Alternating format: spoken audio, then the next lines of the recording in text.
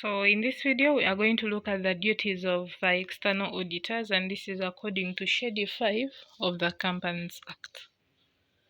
Yeah, so the their duties are to determine whether first, like in their opinion, the financial statements give a true and fair view of the financial position of the company at the end of the financial year and its financial performance and its cash flows of the year. So they are supposed to determine whether the financial statements give a true and fair view of the first we have financial position, financial performance, and then cash flows of those three things. Then secondly is that they're supposed to determine whether financial statements comply with the International Financial Reporting Standards and the Companies Act 2012 when it comes to Uganda. Yes, so they are supposed to see if they comply with those. Then they are supposed to determine whether they have obtained all the information and explanations considered necessary for the audit. Because before auditing, they are supposed to get all the information and all the explanations that is required. They're supposed to make calls if it is required. They're supposed to ask for documents, things like that. So they are supposed to determine whether they have obtained all the information and explanations necessary for the audit. Then, in their opinion, they are supposed to determine whether proper books of accounts are being kept and proper returns for the audit are being received from the branches not visited by them.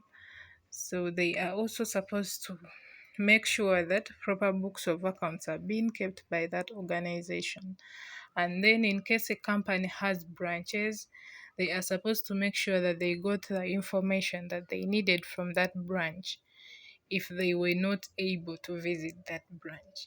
So those are the 4 duties of the external auditor: to determine whether financial statements give a true and fair view, then whether financial statements comply with IFRSs and the Companies Act 2012, then determine whether they've obtained all the information and explanation considered necessary for the audit, then to determine whether proper books of accounts are being kept and proper returns.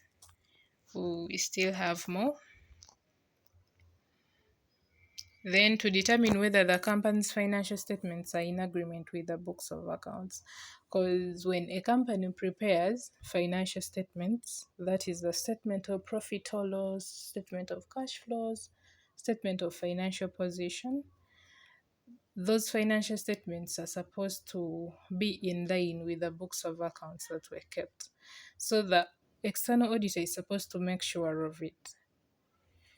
Yeah, because there are those who have different books of accounts and even the financial statements are different.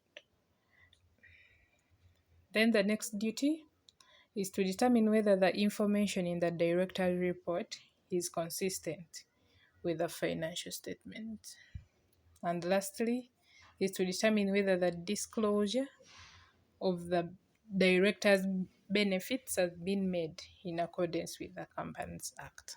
So those are the 7 duties of an external auditor. Thanks for watching.